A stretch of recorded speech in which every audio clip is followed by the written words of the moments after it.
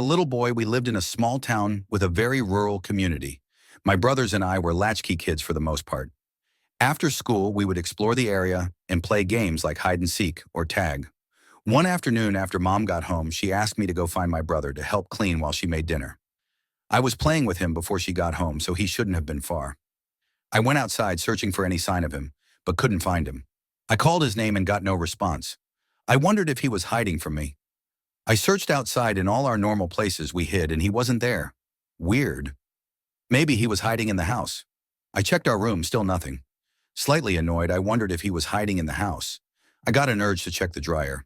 At the time, it felt normal, even though we've never hid there, and I've never done it before. But thinking back on this day, it was way too specific and out of the ordinary to be a coincidence. I crept down the creaky basement stairs, trying to be as quiet as possible.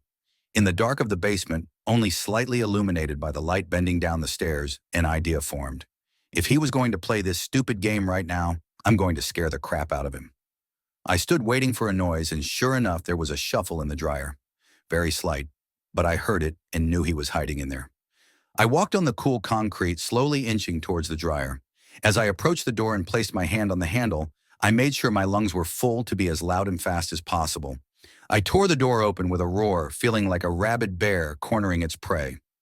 My brother was there, but he didn't react at all. I waited for some sort of response, but got none. I asked if he was okay and placed my hand on him. As I did, his skin felt inexplicably hot and rough, like the char on a steak. His head flipped to look at me, but not like a human motion of turning your head. One moment his head was between his legs. The next he was looking into my soul, tears streaming down his ash and soot-covered face. This was not my brother. It looked nothing like him from what I could see in the dark. Also, my brother has hair. My guts dropped to the floor as I backed away, terrified. Tripping over myself, I fell hard on my back. When I looked up, still on the floor, he was gone.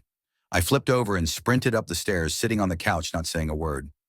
Eventually, I worked up the courage to vocalize what I had experienced. As I did, tears welled up in my eyes. I couldn't talk about it without reliving the fear. My mom seemed confused. I wouldn't believe it if I hadn't seen it either. But normally when kids lie, I don't think they express as much fear as I did that night.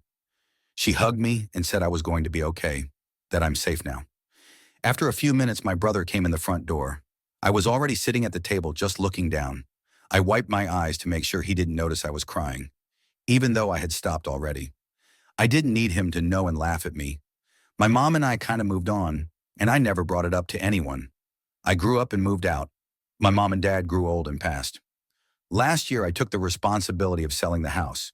Making conversation with the realtor, we started talking about the property's history.